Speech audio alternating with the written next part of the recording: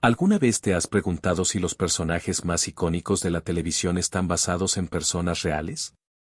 Hoy te traigo una historia que supera cualquier ficción, la vida de Vincent Palermo, alias Vinny Ocean, el hombre que inspiró al legendario Tony Soprano. Pero cuidado, esta no es una historia cualquiera.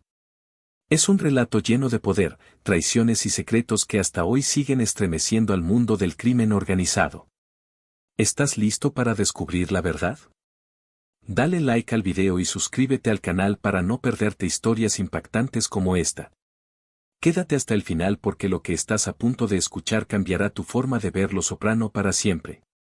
Vincent Palermo, conocido por ser la inspiración del icónico personaje de Tony Soprano en la famosa serie Los Soprano, se adentró en el mundo de la mafia a una edad temprana, convirtiéndose en un miembro destacado de la familia de Cavalcante. Y, al igual que su par ficticio, él no era reacio a utilizar tácticas violentas para establecer y mantener el control. La combinación de sus actividades delincuenciales, su liderazgo temporal, su traición y posterior reinvención como testigo protegido lo convierten en un hombre intrigante que encarna la dualidad del poder y la vulnerabilidad en el mundo del crimen. Vincent Palermo nació en Nueva York el 4 de junio de 1944, criado al calor del Bronx en una familia italoamericana. Desde pequeña entendió que el mundo no era uno de aquellos rincones limpios de Brooklyn, sino un sucio mercado de intercambios donde el respeto se ganaba de múltiples formas. Su padre, un inmigrante italiano que llegó a esa ciudad cuando apenas era un adolescente, había establecido su núcleo más cercano en la ciudad y en el hogar, haciendo que las relaciones se forjaran con gran firmeza. Ese jovencito fue criado con una moral rígida, los suyos ante todo, y la lealtad no era negociable. Desde aquel entonces, mostró que sería alguien con características peculiares. A pesar de que su familia parecía ser la foto perfecta de la inmigración italiana en América, con un padre notablemente trabajador, una madre devota y asmática que nunca se movía de la cama, y 5 hermanas, él tenía bajo reserva su lado oscuro. A los 16 años, su padre murió, dejándole la tarea de velar por los afectos que estaba dejando atrás. No hubo lamentos ni grandes discursos en su funeral, porque para él los elogios no llenaban los vacíos económicos. Dejó la escuela para trabajar en un par de empleos, algo típico de alguien que entendería que la vida no te da nada a cambio de palmaditas en la espalda. Fue en el Fulton Fish Market, ese hervidero de negocios asociados al mar, donde Palermo forjó su apodo, Vinny Ocean. No era solo un nombre inventado en alguna conversación sin importancia, era el apodo de alguien que se movía como un pez en el agua, alguien que sabía cómo nadar entre las corrientes sospechosas. Todo mientras vendía pescado en el mercado mayorista. No lo manifestaba ni nada, pero era un tipo que no soñaba con ser un modelo a seguir o un hombre honesto, simplemente comprendió lo que muchos ignoraron, aspiraba a multiplicar el dinero al costo que fuera. Su turno era nocturno y algo abrumador, cumplir horario no era lo suyo, y él lo sabía. Además, no se veía a sí mismo fileteando pescado toda su vida. Por eso, por las tardes, el tipo no perdía el tiempo, se paseaba por otros rincones de la ciudad cultivando relaciones con bandas criminales, un par de préstamos usureros con un caporejime de los Gambino. Apuestas con otro del mismo calibre y, por supuesto, su cercanía con los Genovese, una de las familias más influyentes. Vincent no era un tipo que hablara mucho, de hecho, partía de la premisa de que era mejor callar más que una tumba, hablar solo con unos pocos selectos y evitar la atención. Su arresto más famoso por aquellos días fue por robar camarones en el mercado, pero eso, claro, no era más que un detalle insignificante. ¿Sabías que el Fulton Fish Market era conocido como un centro clave para el lavado de dinero y operaciones ilegales controladas por la mafia? Allí no solo se vendía pescado, se cerraban tratos multimillonarios en efectivo. Su arresto más famoso por aquellos días fue por robar camarones en el mercado, pero eso claro, no era más que un detalle insignificante. Casi en paralelo a estos sucesos, en su andar se topó con una pieza clave en su ascenso, la sobrina de Simone Paul Rizzi de Cavalcante, también conocido como Sam el Plomero, el jefe de la familia criminal de Cavalcante, la más poderosa en Nueva Jersey. Palermo, como cualquier buen mafioso en sus primeros años, veía oportunidades hasta en los matrimonios, y casarse con la sobrina de un capo no era más que un boleto dorado para acceder a lo que realmente importaba. Negocios turbios y un lugar en el gran tablero delincuencial. Sam de Cavalcante, al ver en Vinny Ocean una mezcla de determinación y discreción, decidió convertirlo en su amigo cercano. Le abrió las puertas de su club social en Kenilworth, un punto de encuentro para los miembros de la organización que presidía, donde los negocios se hacían entre risas y tragos, y donde el dinero cambiaba de manos fácilmente. A pesar de todo este oscuro ascenso que estaba experimentando, él no era todo lo que uno podría imaginar de un mafioso típico, tenía su lado bueno, por decirlo de algún modo. De hecho, era famoso por ser protector con los niños, e incluso había detenido a un hombre que golpeaba a su hijo, en otra, había rescatado a un niño pequeño que había caído en una piscina y se estaba ahogando. Iba con regularidad a la iglesia y llegó a tener un ahijado al que consintió de múltiples maneras. Parece que la imagen de hombre rudo y mafioso no siempre se ajustaba a su comportamiento, de alguna manera, siempre parecía que existía una brecha entre la persona que la sociedad veía y la persona que él realmente era. En cualquier caso, el tipo había aprendido lo que muchos no sabían: para sobrevivir en ese mundo, necesitas ser dos personas a la vez, el ángel y el demonio. A pesar de todo este oscuro ascenso, Vinny tenía su lado bueno. Era famoso por ser protector con los niños, e incluso había detenido a un hombre que golpeaba a su hijo en una ocasión, y en otra había rescatado a un niño pequeño que había caído en una piscina y se estaba ahogando.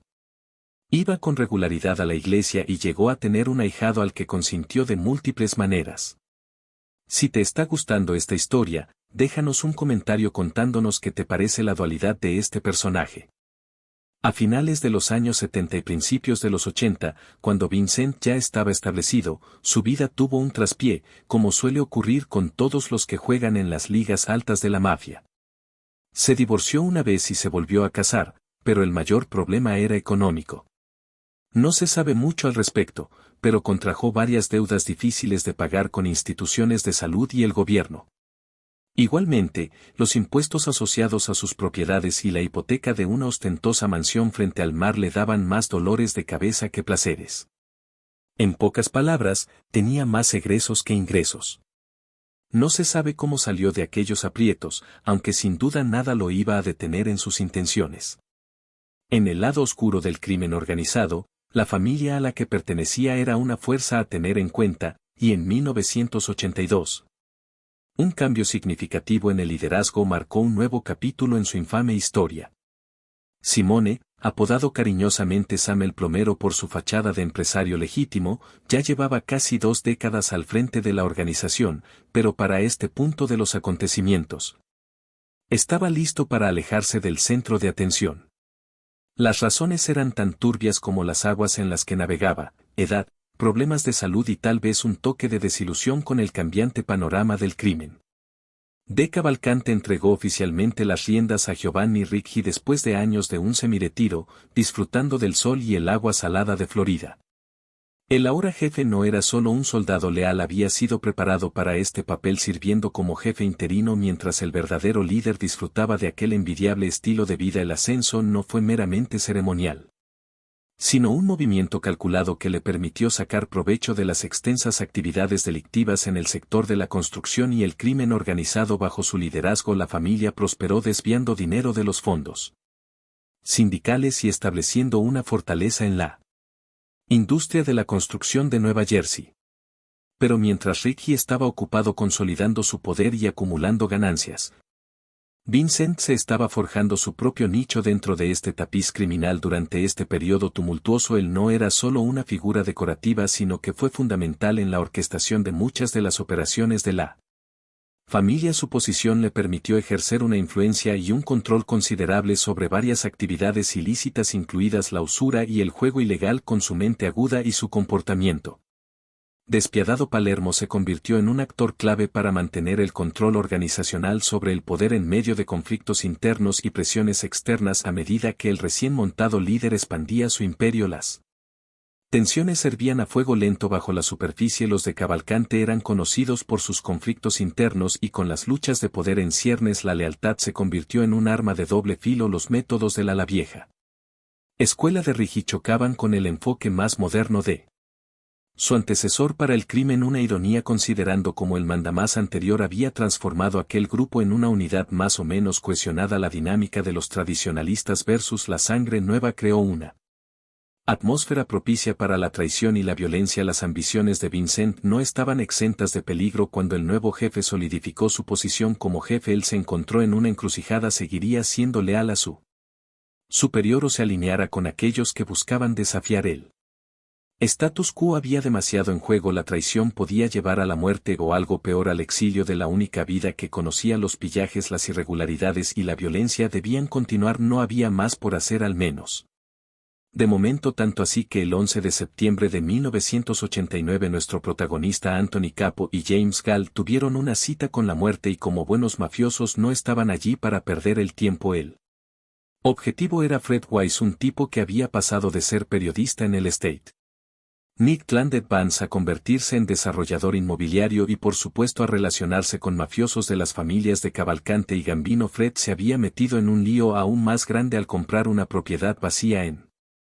Staten Island para, en términos sencillos, parecer desechos médicos peligrosos. Una jugada que no solo olía mal, sino que también había llamado la atención de las autoridades locales. Esta mala reputación lo puso directamente en la mira de los Gambino, liderados nada menos que por el propio John Gotti. La paranoia de Gotti sobre la posibilidad de que ese tipo se pasase de la raya y se convirtiese en un informante del gobierno para reducir su sentencia hizo sonar las alarmas en el submundo. Gotti, implacable y decidió que la solución estaba en manos de los de Cavalcante, y así, a través de su capo Anthony Rotondo, ordenó que W fuera eliminado. ¿Por qué arriesgarse a que hablara? Mejor borrar el problema. Palermo y su equipo no eran hombres de hablar mucho. La acción les salía mejor. Subieron al coche y se dirigieron al condominio de su presa en Nueva York como si fuera una excursión de domingo. Salió del edificio, se subió a su coche felizmente inconsciente de la sentencia de muerte que pesaba sobre él, y antes de que pudiera juntar una sílaba con otra, Vincent y Galo lo saludaron con una ráfaga de plomo directo al rostro. Fin de su historia, y con ella el peligro de que la boca de un hombre traicionara a una familia que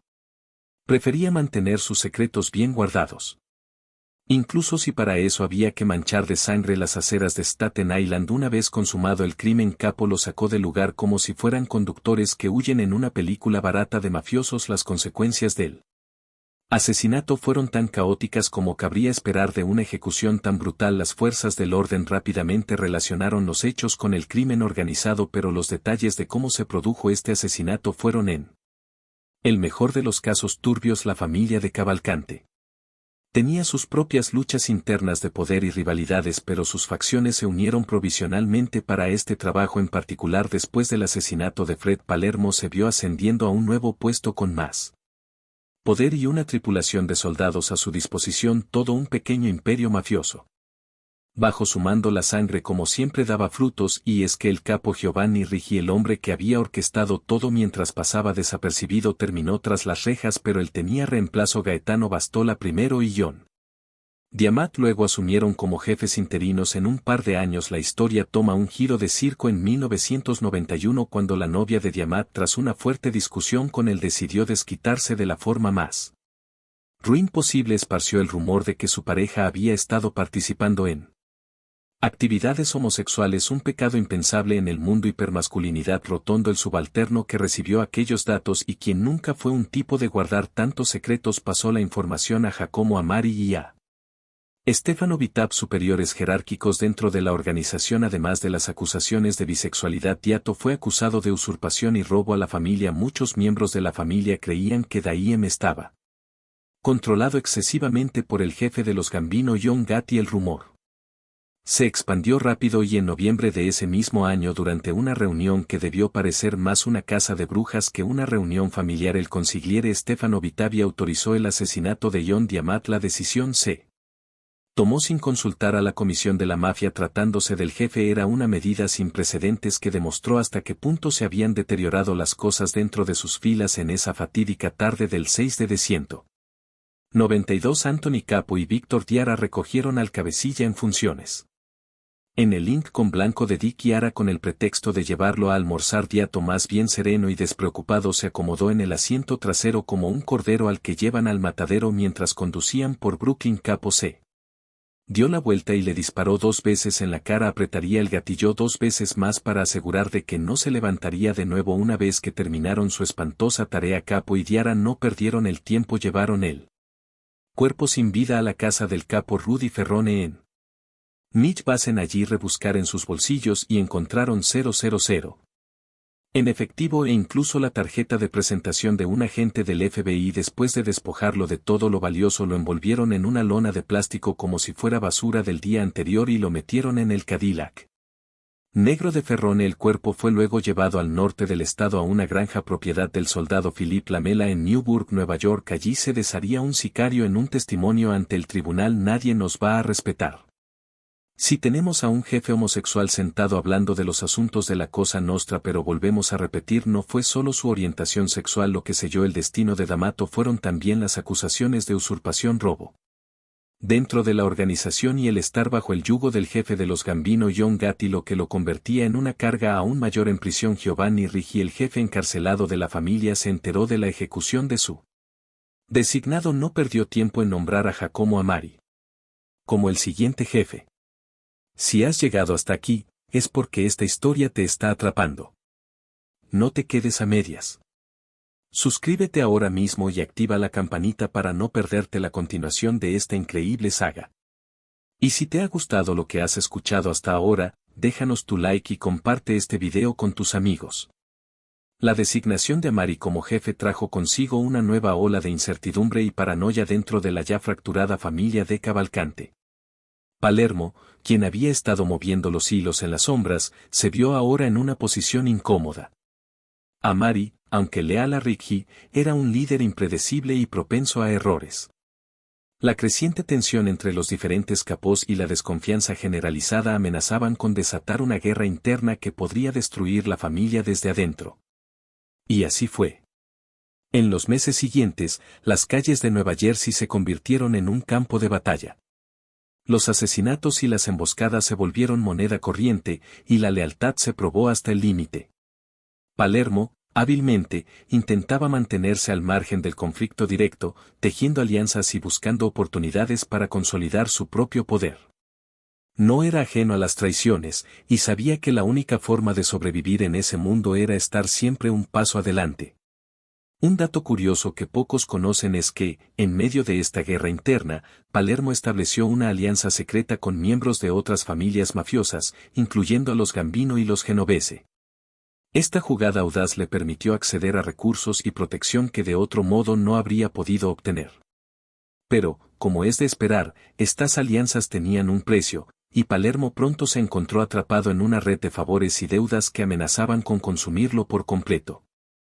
¿Crees que Vinny Ocean podrá sobrevivir a esta tormenta y salir aún más poderoso? Déjanos tu comentario con tu predicción. Y no olvides suscribirte y activar las notificaciones para no perderte el desenlace de esta historia. En los años siguientes, la familia de Cavalcante continuó desmoronándose bajo el peso de sus propios pecados. Las investigaciones policiales se intensificaron, y muchos miembros de la familia fueron arrestados y encarcelados. Palermo, sintiendo que la soga se apretaba a su alrededor, comenzó a considerar la posibilidad de traicionar a sus antiguos aliados. Sabía que era una jugada arriesgada, pero también era su única oportunidad de evitar la prisión y salvar su pellejo. Después de meses de negociaciones secretas, Palermo llegó a un acuerdo con el FBI. A cambio de su testimonio y cooperación en el desmantelamiento de la familia de Cavalcante, se le ofrecería protección y una nueva identidad. Era una decisión difícil, pero finalmente, el instinto de supervivencia de Vinny Ocean prevaleció. Hoy en día, Vincent Palermo vive bajo otra identidad en algún lugar desconocido. Su pasado como mafioso es un secreto que guarda celosamente, y pocos conocen la verdad sobre su vida anterior. Pero su historia sigue siendo un recordatorio escalofriante del precio del poder y las consecuencias inevitables del mundo criminal. Vincent Palermo no solo inspiró a Tony Soprano. También influyó en otros personajes mafiosos icónicos del cine y la televisión debido a su compleja personalidad y su capacidad para navegar en las aguas turbias del crimen organizado. Vincent Palermo es mucho más que un mafioso arrepentido, es un símbolo viviente de cómo incluso los hombres más poderosos pueden caer cuando cruzan ciertas líneas. ¿Qué opinas? ¿Es un villano o simplemente alguien que jugó sus cartas para sobrevivir? ¿Crees que merece una segunda oportunidad? Déjanos tu opinión en los comentarios.